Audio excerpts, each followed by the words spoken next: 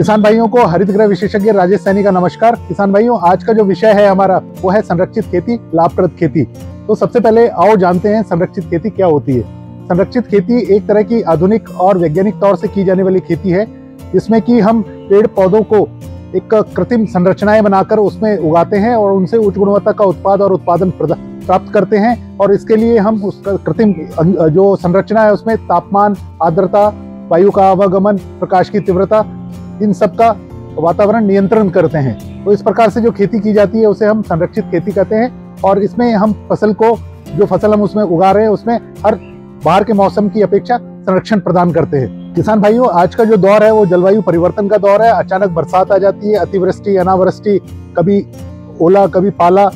किसान हमेशा परेशान रहता है अपनी फसल के उत्पादन को लेकर, जब तक कि फसल कट के उसके घर नहीं आ जाती या मंडी में जाके वो बेच नहीं लेता। पर इन सब समस्याओं का हल जो है आज की तारीख में वो है संरक्षित खेती। क्योंकि संरक्षित खेती के अंदर हम जो फसल उगा रहे हैं, जो वजन में कम होती है और जिसका मूल्य ज्यादा होता है, ऐसी फसलों को हम आमतौर पर इसमें लगाते हैं। और संरक्षित खेती के अंदर क्या करते हैं हम, तापमान, आर्द्रता, प्रकाश का आवागमन, वायु का आवागमन, प्रकाश की तीव्रता, इन सबको हम नियंत्रित करते हैं। और इस CO2 का लेवल, तो ये सारी चीजों को नियंत्रित करके हम उच्च गुणवत्ता का उत्पाद और उत्पादन प्राप्त करते हैं। और जब ये बेमौसमी उत्पादन प्राप्त होता है तो बाजार भाव हमें अच्छा मिलता है। और हमेशा ऐसी फसलों की जो बेमौसमी होती हैं उनकी बाजार में अच्छी खासी मांग होती है। तो लोगों का रुख अब संरक्षित खेती के प्रति होने लगा है और ज्यादा से ज्यादा उत्पादन इसमें आदमी पैदा कर सकता है, कम जगह में ज्यादा उत्पादन। यहाँ तक देखा गया है लगभग 8 से 10 गुना ज्यादा उत्पादन और उच्च गुणवत्ता का उत्पाद किसान संरक्षित खेती कर अपना सकता है। इसमें कुछ आपको संरक्षित संरचनाएं बनानी पड़ती हैं, कृत्रिम संरचनाएं बनानी पड़ती हैं, जैसे कि poly house, shade net house, fan pad system वाले ग्रीन हाउस या फिर लो टनल्स। तो आइए बात करेंगे हम इन सब चीजों की। ऐसी ही एक कृत्रिम जो संरचना है संरक्षित खेती के लिए वो है ग्रीन हाउस। ग्रीन हाउस का मतलब होता है लोहे की पाइपों से बना एक ऐसा ढांचा जो कि पारदर्शी आवरण से ढका होता है। पारदर्शी आवरण का मतलब हो गया जिसमें सूर्य की किरणें सीधी नहीं आके छन कर अंदर आती हैं। और इस प्रकार के ढांचे के अंदर उच्च गुणवत्ता का उत्पाद और उत्पादन प्राप्त किया जाता है पौधे लगाकर। और इसमें हम क्या करते हैं, वातावरण को नियंत्रित करते हैं। जैसे कि हमने कहा आपसे, तापमान, आर्द्रता, प्रकाश की तीव्रता और वायु का आवागमन और CO2 का लेवल, ये कुछ चीजें हैं जिनको हम नियंत्रित कर पाते हैं। अगर ढकने के लिए जो हमने पॉलीफिल्म काम में ली तो नामकरण हो जाता है पॉली हाउस। अगर ढकने के लिए हमने शेड नेट का इस्तेमाल किया, छाया जाल का इस्तेमाल किया, चाहे वो हरे रंग का हो, काले रंग का हो या फिर सफेद रंग का हो, तो हम उसको शेड नेट हाउस बोलते हैं या छाया जाल गृह कहते हैं। और वैसे ही अगर हमने ढकने के लिए ग्लास का, कांच का इस्तेमाल किया तो हम उसको ग्लास हाउस कहते हैं। आमतौर पर अगर हम बात करें हमारे हिंदुस्तान की, तो हिंदुस्तान में पॉली हाउस और शेड नेट हाउस, ये दो प्रकार के ग्रीन हाउस है ज्यादातर काम में आते हैं। और जिन लोगों को नर्सरी व्यवसाय करना है वो फैन पैड सिस्टम को अपनाते हैं। एक तरफ पंखे लगे होते हैं, एक तरफ पैड लगा होता है, बीच के अंदर टेबल के ऊपर या जमीन के ऊपर खेती की जाती है, पौधों की पौध तैयार की जाती है। इस प्रकार का जो एडवांस टाइप का ग्रीन हाउस होता है उसको हम फैन पैड सिस्टम वाला ग्रीन हाउस कहते हैं। आमतौर पे इसको, अगर आपको फूलों की खेती करनी है, जैसे कि आपको एंथुरियम लगाना है, ऑर्किड्स लगाना है या लिलियम करने हैं, तो इस टाइप की खेती में या कार्नेशन करना है तो ये इस्तेमाल में आते हैं। और आमतौर पर ज्यादातर लोग इस प्रकार के ढांचे नर्सरी तैयार करने के लिए करते हैं। जैसे कि फूलों की नर्सरी तैयार करनी है, वर्ष भर मुझे अगर डच गुलाब पैदा करना है तो उसके लिए मैं इसको इस्तेमाल ले सकता हूँ। टॉप ग्राफ्ट तैयार किए जा सकते हैं। वैसे आमतौर पे जो ग्राफ्टिंग है या टॉप ग्राफ्टिंग है या बर्डिंग है, ये एक सीजन में की जाती है। परंतु अगर आपके पास फैन पैड सिस्टम है तो 12 महीने आप इस प्रकार पौधों का संवर्धन कर सकते हैं, प्रोपोगेशन कर सकते हैं, और ये एक फायदे वाली चीज है। और वहीं अगर हम बात करें कि हमारे यहाँ पे जो किसान भाई हैं, आमतौर पर ये उनके मन में एक प्रश्न रहता है कि भाई हम पॉली हाउस लगाएं या शेड नेट हाउस लगाएं, क्या लगाएं। तो ऐसे में मैं किसान भाइयों को ये कहना चाहूंगा कि किसान भाइयों, पहले आपको ये तय करना होगा कि आपको करना क्या है। अगर आपने तय किया कि मुझे फूलों की खेती करनी है तो आपको पॉली हाउस लगाना पड़ेगा। अगर आपने तय किया कि मुझे सब्जियों की खेती करनी है, बेल वाले टमाटर लगाने हैं जो कि 12 से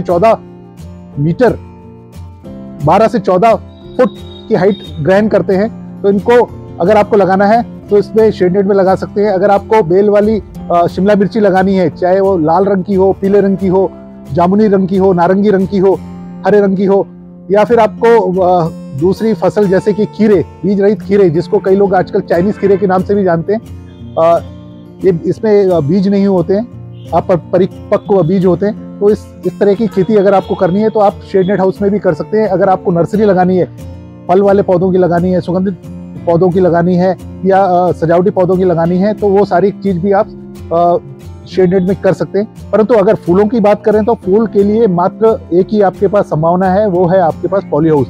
पॉली हाउस के अंदर आप डच गुलाब पैदा कर सकते हैं, जरबेरा पैदा कर सकते हैं, कार्नेशन पैदा कर सकते हैं और लिलियम भी कुछ हद तक आप लगा सकते हैं। और जो इलाके ऐसे हैं जो ऊंचाई वाले क्षेत्र हैं, जैसे अगर हम राजस्थान की बात करें तो माउंट आबू वाला इलाका हो गया, या जो देश में देखें तो हिमाचल हो गया, या अरुणाचल प्रदेश हो गया, या फिर आपका मेघालय हो गया, इस जगह पे अगर आपको खेती करनी है तो कार्नेशन पॉली हाउस में किए जा सकते हैं। आमतौर पर ये देखा गया है कि जब हमारे किसान भाई खेती करना चालू करते हैं तो हम देखते हैं कि आज जलवायु परिवर्तन का दौर है और इस परिवर्तन में ये देखा जा रहा है कि अचानक पाला पड़ जाता है, तेज गर्मी हो जाती है, तेज सर्दी हो जाती है।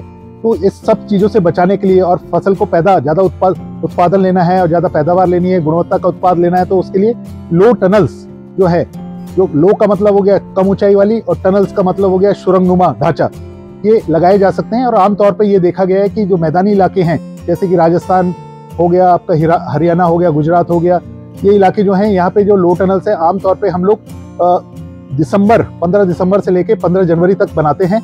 और इसमें क्या होता है, उठी हुई क्यारियां बनाई जाती है। क्यारियों की जो चौड़ाई होती है वो लगभग 1 मीटर की होती है और ऊंचाई जो होती है 20 से 30 सेंटीमीटर की होती है।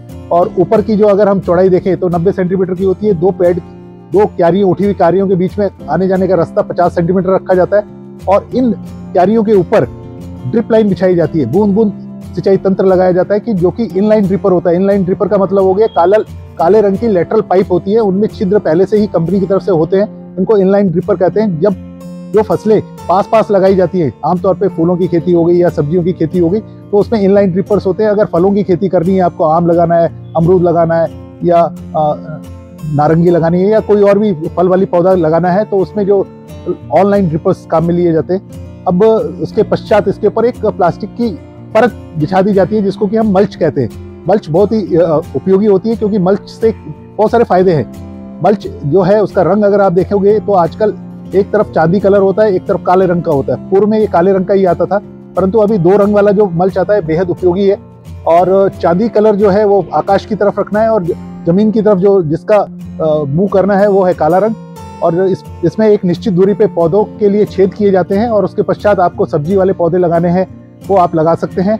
जैसे आपने टमाटर लगाना है, मिर्ची लगानी है या खीरा लगाना है, जो भी है आपको लगाना है वो लगा सकते हैं। 3 मीटर 2.5 से 3 मीटर की दूरी पे लगाए जाते हैं और इसकी जो ऊंचाई होती है 1 मीटर के आसपास होती है, 1-1.25 मीटर होती है और 3-3 मीटर की दूरी पे होते हैं। और इसको फिर प्लास्टिक फिल्म से ढका जाता है। और आजकल तो क्रॉप कवर आ गया है। क्रॉप कवर इम्प्रूव्ड वर्जन है, उसमें क्या होता है, हवा का अंदर आवागमन होता है, आती जाती रहती है। और पूर्व में प्लास्टिक का इस्तेमाल किया जाता था और उसको जैसे जैसे तापमान बढ़ने लगता था तो फिर उस प्लास्टिक में छेद किए जाते थे और जब सर्दी पड़ती थी तो गर्माहट अंदर बनी रहती थी। परंतु आजकल क्रॉप कवर का इस्तेमाल होता है। ये क्रॉप कवर सफेद रंग के होते हैं जिसमें वायु का आवागमन होता रहता है। और इस तरह से आप जब खेती करते हो तो इसमें 56 टिंडा लगा सकते हो, मिर्च लगा सकते हो, हरी वाली मिर्च लगा सकते हो, भिंडी लगा सकते हो, यानी कोई भी फसल बेमौसमी आप इसमें लगा सकते हो और उससे उच्च गुणवत्ता का उत्पाद और उत्पादन प्राप्त कर सकते हो और इसमें आपको मुनाफा होता है। तो किसान भाई अब सर्दियों में आजकल काफी जागरूक हो गए हैं, वो इस प्रकार के ढांचों का इस्तेमाल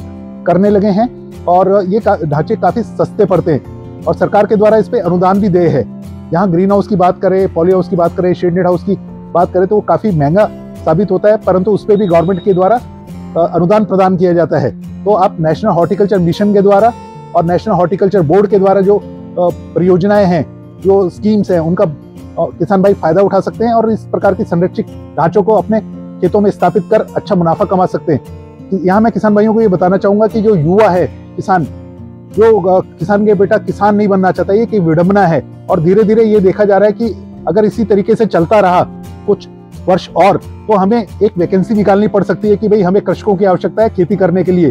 तो ऐसी नौबत ना आए, इसके लिए आपको संरक्षित खेती एक ऐसा तरीका है जो आपको मान, सम्मान, पैसा, मुनाफा सब कुछ आपको दिलाती है और पहचान दुनिया भर की आपको, और इसको करके आप मालिक बनते हैं। और इसको करने से लोगों का शहरों की तरफ रुख होना कम हो गया है। साथ ही ये देखने में आया है कि जो लोग पहले शहरों में डॉक्टर थे, सीए थे, एमबीए किए हुए थे या अन्य व्यवसायों में थे, वो भी अब धीरे धीरे इस संरक्षित खेती को अपना रहे हैं और गाँव की तरफ रुख कर रहे हैं, क्योंकि ये एक मुनाफे की और लाभप्रद खेती है। यहाँ पे किसान भाइयों मैं ये बताना चाहूंगा कि जो भी करना है वो किसी की देखा देखी नहीं करनी है। आपको पहले निश्चय करना है कि मुझे पॉली हाउस करना है या शेड नेट हाउस करना है, क्यों करना है, क्या उगाऊंगा, कहाँ बेचूंगा, मार्केट का सर्वे, ये सारी चीजें आपको करनी है। और सबसे पहले आपको अपने खेत में जाके मिट्टी और पानी की जांच करानी है। उसके बाद आपके निकटतम जो उद्यान विभाग है या फिर आपका कृषि विभाग है, वहां संपर्क साधना है और वहां से आपको पूरी मार्गदर्शन मिलेगा। और जब कोई चीज नहीं करते हैं तो उसके लिए बेहद जरूरी हो जाता है